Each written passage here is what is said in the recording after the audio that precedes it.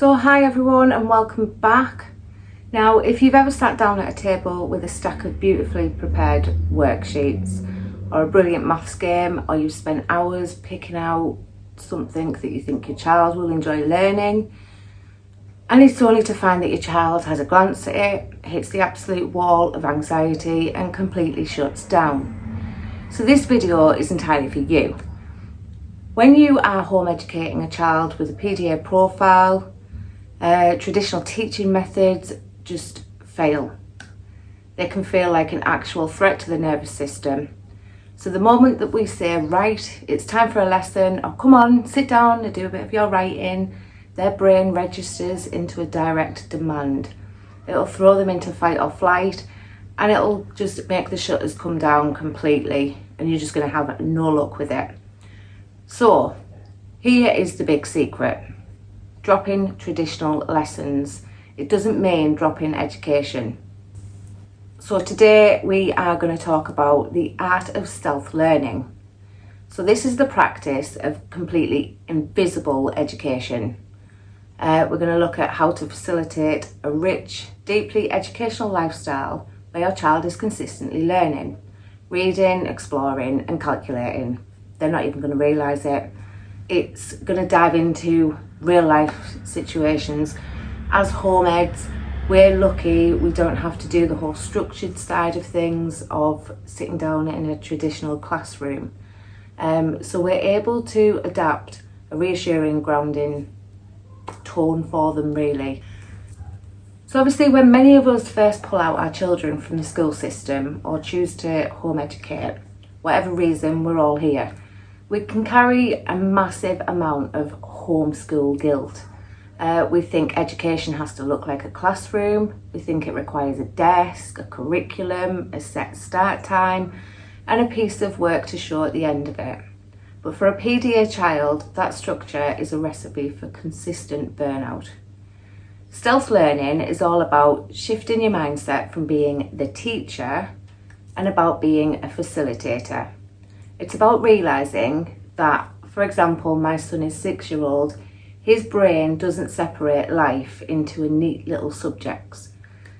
He doesn't think, oh, it's 10 o'clock in the morning, it's time for maths, it's my learning 100% of the time that they're awake. They literally, whatever you do, they will learn.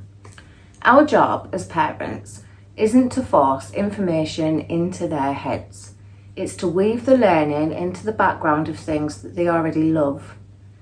So it doesn't look, smell, or feel like a lesson. That demand is going to completely disappear. And when the demand disappears, their natural curiosity can finally take over. So what does this actually look like on an ordinary Tuesday? How do you cover core subjects without a single workbook? So let's break it down into real life examples. Now, go with invisible maths. Say if I was to print off a maths grid, it's an immediate no, but maths is everywhere. When you're in the kitchen, baking cookies or a cake, or they're helping prepare meals, you're doing a maths session. You're weighing scales, measuring liquids, looking at fractions, counting out cupcake cases and working out time durations of the oven. They don't even realise they're learning. For those who enjoy video games, you've got a goldmine of self-learning there. You're managing in-game currency, calculating how many points or coins they need to buy an upgrade, or looking at the health bars. It's mental arithmetic in a real time, driven entirely by their own motivation.